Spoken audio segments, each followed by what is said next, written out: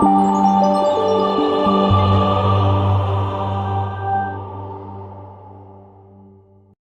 சுகாதார நிறுவனம் மற்றும் பாரிஸ் பருவநிலை ஒப்பந்தத்திலிருந்து அமெரிக்கா வெளியேறுவது உள்ளிட்ட அதிரடி உத்தரவுகளை அந்நாட்டு அதிபராக பதவியேற்ற டொனால்ட் ட்ரம்ப் பிறப்பித்துள்ளார்.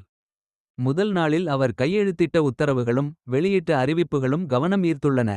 78 வயதான டொனால்ட் ட்ரம்ப் அமெரிக்க நாட்டின் 47வது அதிபராக பதவியேற்றார். அமெரிக்காவின் பொற்காலம் தொடங்குகிறது என அதிபராக பொறுப்பேற்ற பின்னர் பேசிய தனது முதல் உரையில் தெரிவித்தார். அதற்காகவே கடவுள் தனது உயிரை காத்துள்ளார் என.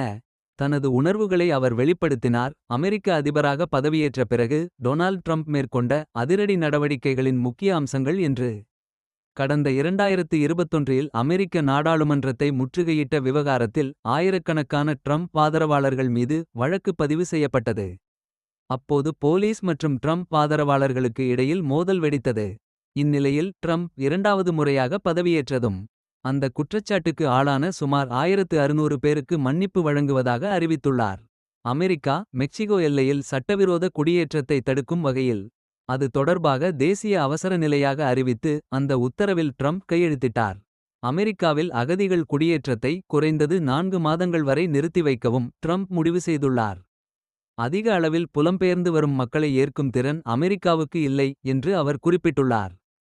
முந்தைய அதிபர் ஜோ பைடன் ஆட்சி நிர்வாகத்தில் அமல் செய்யப்பட்ட சுமார் 78 நடவடிக்கைகளை புதிய அதிபர் ட்ரம்ப் ரத்து செய்தார். அமெரிக்காவில் டிக்டாக் செயலி மீதான தடையை 75 நாட்கள் தாமதப்படுத்தும் நிர்வாக உத்தரவில் ட்ரம்ப் கையெழுத்திட்டார். எல்ஜிபிடிக்யூ+ சமூகத்தினருக்கு முந்தைய ஆட்சி காலத்தில் வழங்கப்பட்ட உரிமைகளை ட்ரம்ப் ரத்து செய்துள்ளார். பைடன் ஆட்சியில் நடைமுறைக்கு வந்த OECD வரி ஒப்பந்தம் தொடர்பான விவகாரத்திலும் ட்ரம்ப் முக்கிய முடிவு எடுத்துள்ளார். அமெரிக்காவின் வெளிநாட்டு மேம்பாட்டு உதவித்திட்ட பொறுப்பாளர்களாக உள்ள அனைத்து துறை மற்றும் நிறுவன தலைவர்களும் உடனடியாக மேம்பாட்டு நிதி உதவி வழங்குவதை நிறுத்த வேண்டும் என ட்ரம்ப் தெரிவித்துள்ளார். உலக சுகாதார நிறுவனம் மற்றும் பாரிஸ் பருவநிலை ஒப்பந்தத்திலிருந்து அமெரிக்கா வெளியேறுவதாக அறிவித்துள்ளார்.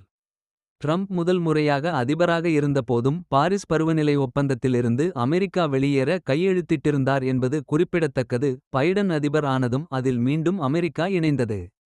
தற்போது அமெரிக்கா அதிலிருந்து மீண்டும் வெளியேறி உள்ளது. பிப்ரவரி 1ஆம் தேதி முதல் கனடா மற்றும் மெக்சிகோ மீது 25% இறக்குமதி வரி விதிக்கப் போவதாக அதிபர் டொனால்ட் ட்ரம்ப் தெரிவித்தார்.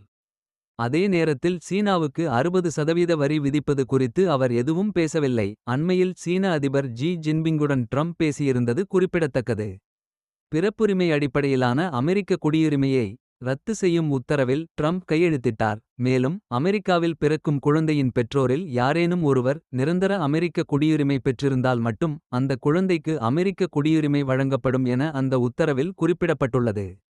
அமெரிக்க பொருட்களுக்கு இந்தியா அதிக வரி விதிப்பதைத் தொடர்ந்தால் தனது தலைமையிலான நிர்வாகம் அதே அளவிலான வரியினை இந்திய பொருட்களின் மீது விதிக்கும் என்று அதிபர் ட்ரம்ப் எச்சரித்துள்ளார்.